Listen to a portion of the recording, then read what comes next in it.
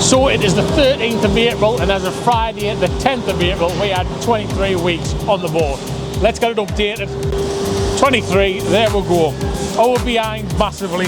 We're always going to be behind, but that's the way it is. We have had though a one-off alloy wheel made, as you can see here, which is beautiful harmonica.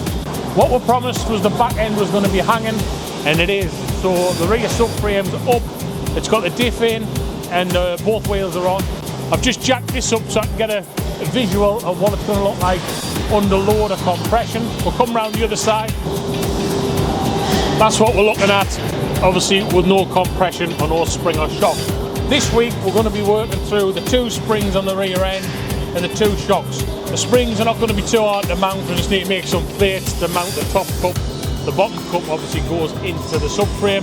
Hardest bit is cutting into the Porsche 944 inner wing and mounting some new top mounts or strut mounts into the bodywork there to hold the gas spring. But as it stands, that is all on. So this week we're going to run 4 rear springs, rear shocks, and then I want the drive shaft hanging off that support there.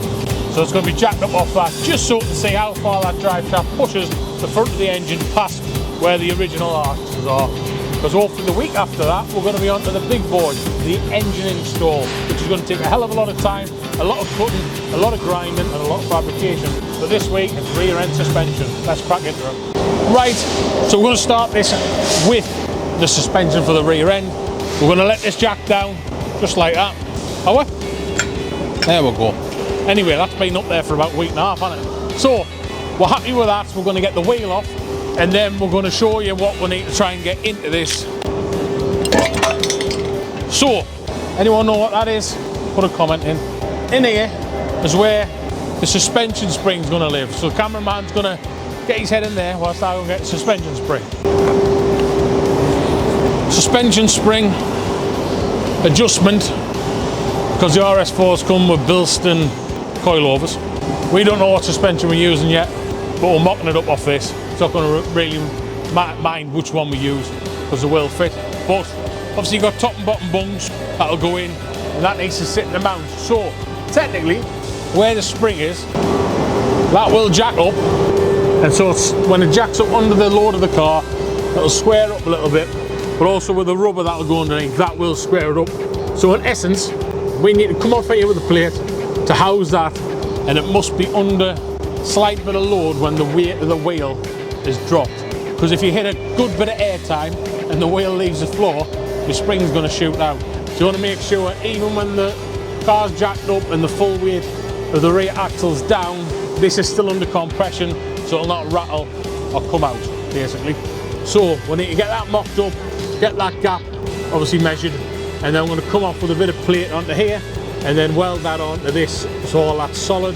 All this got fully welded up off the vehicle. We've only put a couple of test bolts back in to make sure it all still lines up, because with all that heat going into that 8mm, things can move, so you've got to weld it from one place to another to let the heat disperse so you're not going to get any warping. But all that's back on. So the next step, like I've just said, is get the springs mounted. Then the shock's going to go in here on this bolt. Shock sits on the inside of the arm, and the shock is going to come up, and it's going to have to make a hole in there to come out the top of the inner arch because the shock is too long. So we're going to have to potentially cut a square out of here, get the shock through, and make a top mount section. Bit similar to what you see for under the bonnet. People call them turrets or top mounts. Get that in and then get that plated up and strengthened, because obviously that dampening pressure is all going to be bouncing off the inner arch. This isn't massively strong, so we're going to strengthen that up. Once we've got that done, both sides, that's the back end finished, and then we're going to attach the drive shaft with a couple of bolts, get it propped up with that gearbox stand, and then get a true point of where it's going to join onto the back of the gearbox. So let's get some calculations done, let's get some more fabrication done, and let's get the suspension on the 944 from the RS4. Goodbye. Carrying on with the rear suspension of the RS4, breakdown of the rear suspension. So what you've got here is a coilover suspension. I think some RS4s come with standard suspension. This is an optional extra thing, the Bilstein front and back coilovers. How coilovers work, obviously you can wind them up and down to adjust the ride height. That is roughly how much distance you've got to lower or heighten your car. So when we are setting this up, I want max height, so I know that's the highest we can go, and then if we want to drop it down, we can do. It's pointless winding that up because we'll not have sort of any adjustment then. So that is the plan with this. So one spring, as you can see, it's very old. One bottom mount, that goes in there. Obviously that sits on top of there. When it's under load, that's going to be the tightest it's going to be, and then obviously you can screw that down. That is then going to force the spring lower and lower. So we're going to set that flush just like that. I thought I knew in my head. See, I'm not a professional at this, you know what I mean? I ain't got a clue what I'm doing. I might have to phone a friend, speak to my mate Jeremy Clarkson and phone a friend, because I ain't got a clue. Anyway, if that's on there, under load, and we tighten it down, it's going to get lower, innit? That's going to get squashed. Yeah. Right, let me just have a quick look. Yeah, not on the camera though, because we'll look like we don't know what we're doing. We can leave it on for comical values if you want. So if I put that under there, right, and if I just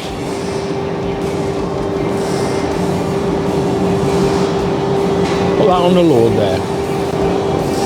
Right, so that's under load. I don't think it matters. So that's at its highest point. When we screw that up, I don't fucking know. I've got my head. You know when you just thought you know something and you start looking into it, then you totally forget it. Like how to spell because, and you just can't spell because for no reason. I don't know. I thought this was a simple part. You might have to come back to us, guys, because I don't know what I'm doing. I don't know if it's upside down, right way around, too much in, too much out. We're going to have to go to Google for this one. So we've done a little bit of research. That there should be the highest we can have it. Then we can wind that down. We've had to heat these up to get them off because they were properly seized on.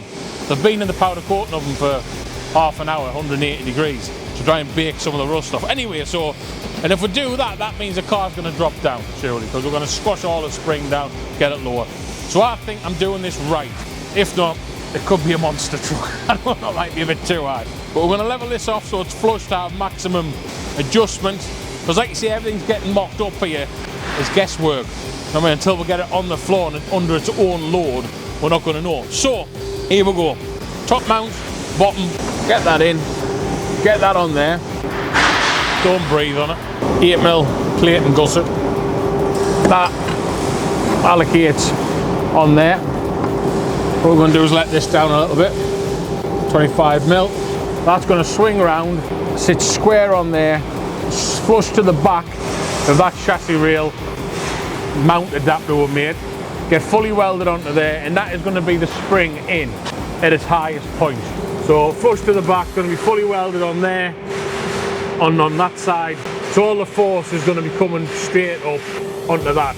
Once I've got them tacked in place, we're going to bolt on the shocks and then see where we're cutting out here to get the shocks up.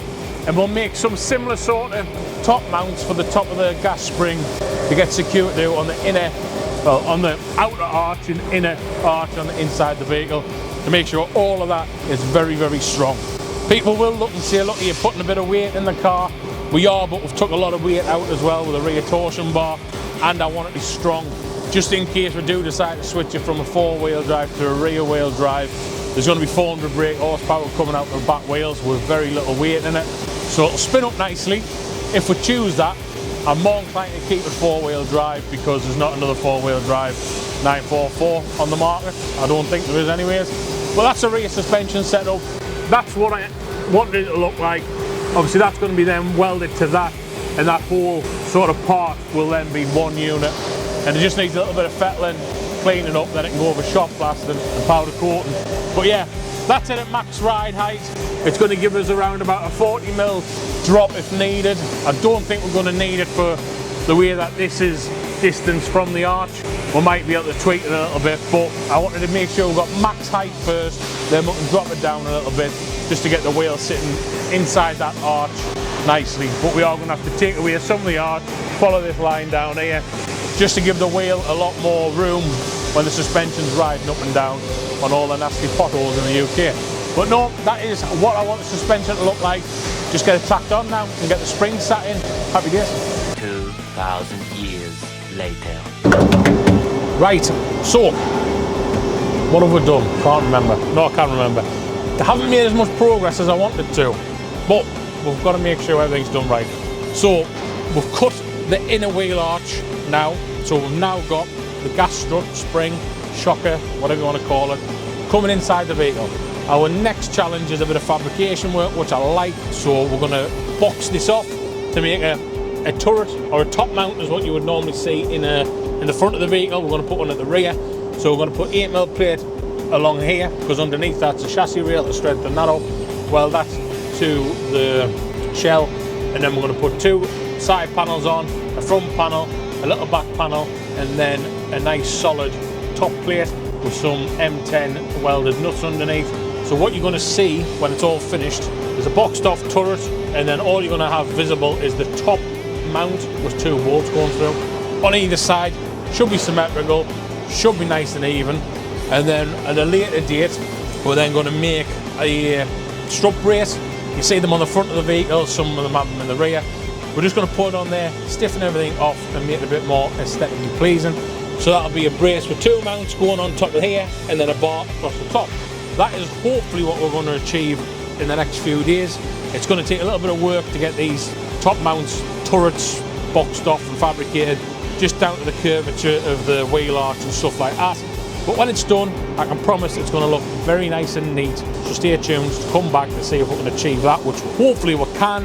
And then we're going to get it up in the air, get the drive shaft on, and then we're going to move to the big part, the front of the vehicle, to get the engine in, which will take time. But let's crack on with this. Let's get the drone software out, get things drawn up, get on the laser, do a couple of test parts, make sure we've got all the sizes right and the curves and stuff like that.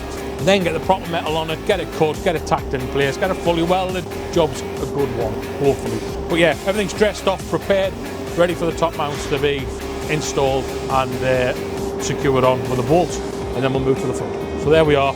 Progress not as quick as I wanted, but measurements have got to be precise, and that's what we're trying to achieve, and hopefully we'll get there in the end.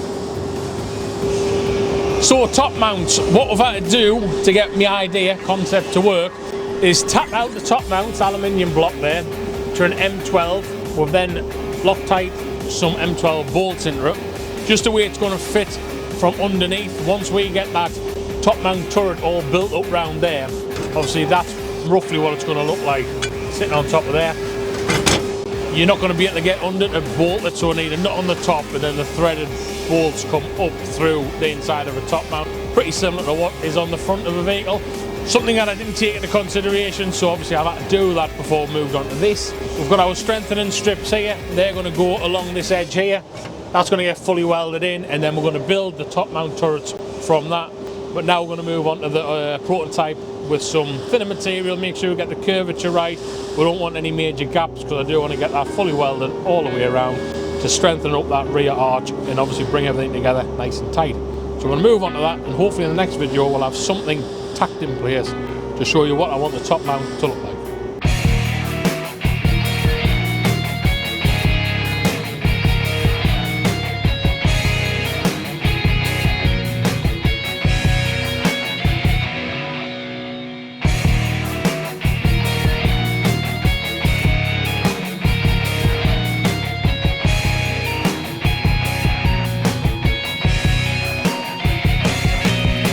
So, we've detached everything again, and the way I've made it means 6 bolts, you can drop the whole lot straight down. The whole lot means the subframe and the suspension and everything else. But to get to that stage, it's been a long process. First thing is you need a pair of these. You can't go to Euro car parts or your JSF car parts and buy these. Custom built, one pair of one in the world. This is going to bolt onto the chassis rail, so we're going to get this up and in position now, hopefully.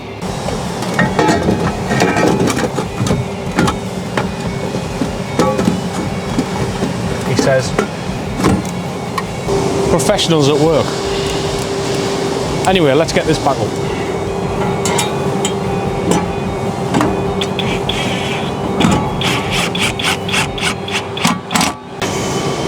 The 2 mounts are now on. We're now going to jack the subframe back on, up, locate them into the arms, put your springs on.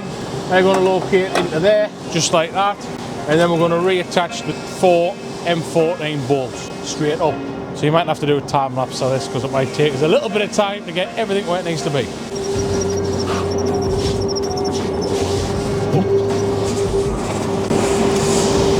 me bolts, get me bolts. I've tried to make this for quickness. We will be using different bolts. These are mock-up bolts. That is the strut, gas ram, whatever you want to call it, back in. We're going to do the same to the other side. And then we need to position the rear coil springs in, make sure everything's located, put the M14 bolts on, and then that's everything reattached. Got to make sure these are located, because there is a bit of a recess for these to fit into. So what I'm doing now, take this up a little bit, just like that, and then we're going to get the gun back, 17mm. There's my spanner.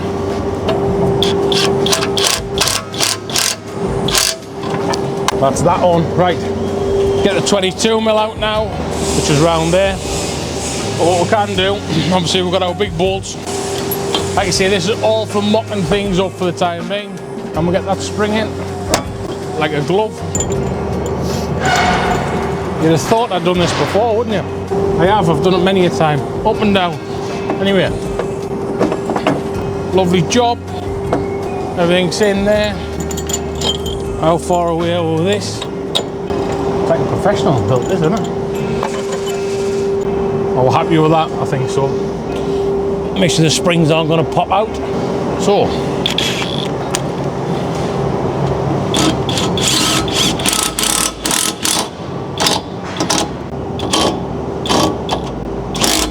one,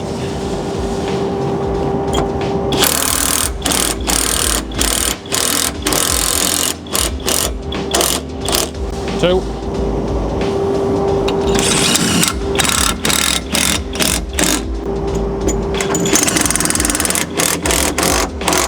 four. Rear subframe reattached, just like that. So what we're going to do now is take the table out of the way, bring everything down, and show you what we've done inside, because that's all finished off as well. Then we're going to put the wheels on, which I'll probably do first. In fact, I'll put them on now. Then bring it down, show you what we've done inside, and then I'm going to bring it back up where you're going to leave us, because I'm going to then get my head round the prop shaft, get that bolted on and secure it up, ready to bring in the engine, which is going to be the next part, because that's where the big fun and games begin. So, wheels on, lower it down, show you what we've done in the boot. So we're going to bring it down now, show you what we've done inside, because I've actually made it shiny inside now and put some extra bits in. Very over-engineered, but I know it's going to be solid, which I'm happy about. So, cameraman's going to put the camera inside the back end to talk about what we've done. So, car's back on the floor, the wheels are on. What we've done in the rear, we have now made these top mounts for the top of the gas springs to sit on nice and neat. Done a nice tidy job on that. There wasn't anything square, everything's been scalped to the wheel arch, fully welded, nice and solid. We've even strengthened up the chassis rails that run underneath that, but the gas shocks are on now. They will be getting replaced with brand new ones, but for the mock-up purpose, all this is on. I'm very happy with the way that this has turned out. It really is solid, and they look pretty neat as well. I'm happy with them.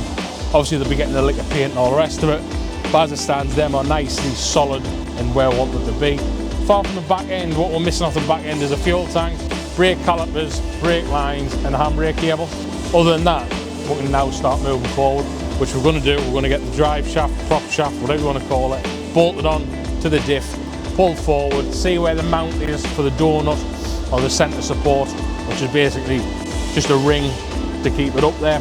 Get that mounted up so it's not flopping down, and then we can see the true extent of how far forward or behind it's going to be to the current wheel arches we've got now, and see what adjustments we've got to make sure that the drive shafts coming out the front of the engine match up with the wheel arch sizes, see how much we've got to push it forward or back. I don't know yet, I've not even looked into it, because I didn't want to scare myself too much, because the inevitable is now happening. Call it the elephant in the room. The thing that doesn't fit now needs to fit, and we're going to have to make it fit. So, join us on the next big journey of this, which is probably going to be the biggest journey, getting that V8 motor inside the Porsche 944 engine bay. I might need some help. So, if you've done something like this, let us know, drop us a comment, because we do need some help.